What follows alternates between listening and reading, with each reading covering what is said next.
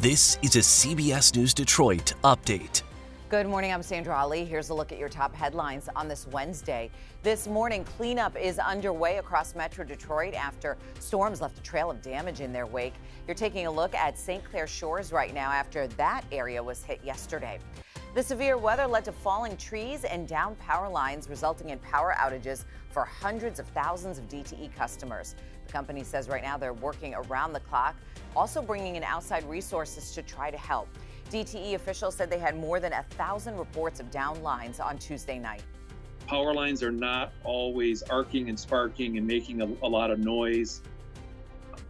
Power lines that are really just sitting there quiet are equally as dangerous as those that are presenting themselves as such. So please consider all wires that are on the ground live and extremely dangerous. DTE officials say if you do see down lines, you want to stay at least 25 feet away. That's the length of a school bus. And then, of course, call 911 and report any to DTE. The Shelby Township man accused of trying to kidnap a 7-year-old girl in Sterling Heights is due back in court later today. 23-year-old N.D. Bala has been arraigned in connection with that attempted kidnapping, as well as the unlawful imprisonment of a 15-year-old girl in Clinton Township. Both incidents happened about an hour apart, roughly 2 weeks ago.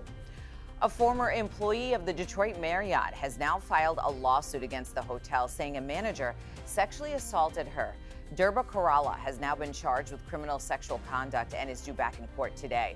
According to that lawsuit, the assault happened after he allegedly invited her to his hotel room. The woman says Kerala told her other employees would be there. She later filed a police report, and a rape kit was ultimately used by authorities, and that led to his arrest. Former President Trump facing a new federal indictment today related to allegations he tried to illegally interfere with the last election. The revised charging document comes in light of the recent U.S. Supreme Court decision granting presidents immunity for official acts.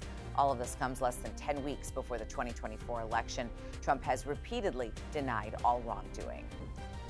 Let's go ahead and check in with next weather meteorologist Troy Bridges for a look at that Wednesday forecast. Troy, good morning. Good morning, Sandra. A better day today, although we will have a few isolated storms. We're not going to be dealing with as much storminess as we did yesterday, and the temperatures not quite as hot. Yesterday, we got into the mid-90s for many areas, of course, feeling like the triple digits. Today, mid-80s for afternoon highs. Now, the humidity sticks around, and again, we will have a few isolated storms, but that risk for widespread severe storms is not there like we saw yesterday, which is some good news. There is next weather futurecast, and again through the afternoon, a few of those showers and storms will bubble up. We'll have a couple of isolated storms that could be strong with some strong wind gusts, much like we had late in the day yesterday that led to those power outages. So we're going to be tracking that very carefully. Into the next several days, rain chances do stick around. It does look like Friday will be the day where we have a greater risk of stronger storms that will be more widely scattered.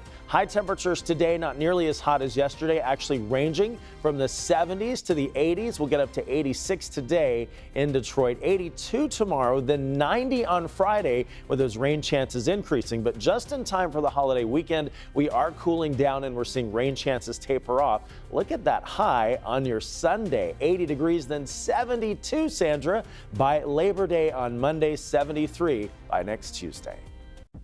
Troy, thank you. That's a look at your headlines. We'll be back later today covering stories that matter to you on air and streaming on the CBS News app and Pluto TV.